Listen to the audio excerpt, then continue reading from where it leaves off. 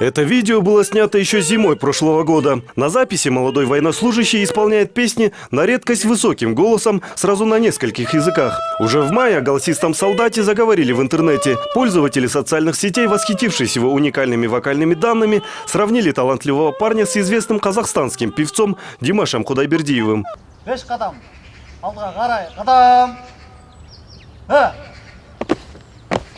Разыскать солдата-певца было непросто, поскольку видео было запечатлено еще до принятия им военной присяги и распределения в часть. А зовут его Кубанычбек Карыпов. Ему 19 лет. Служить он начал прошлой осенью.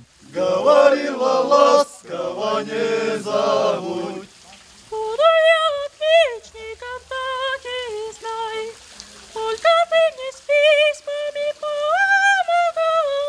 С наступлением личного времени наш герой собирается со служивцами в беседке военной части. Вспоминают родной дом и распевают армейские песни под гитару. Зачастую и сам Кубанычбек выступает в качестве солиста.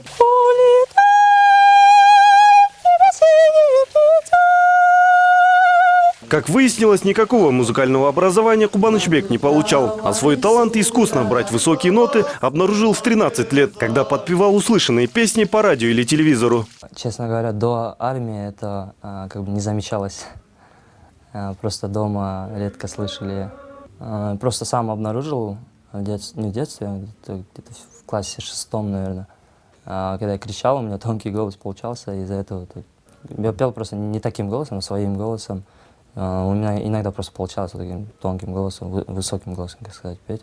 По словам командира части, где служит молодой талант, когда он впервые услышал голос Кубанычбека, решил, что это радио. Даже хотел наказать нарушителя порядка. Однако, узнав, что это живой голос солдата, в тот же день распорядился, чтобы парня включили в творческую команду, представляющую войсковую часть на различных конкурсах. С тех пор группа исполнителей с помощью уникального вокалиста выиграла несколько конкурсов среди частей вооруженных сил Кыргызстана. Я говорю, почему радио должно быть в котельном?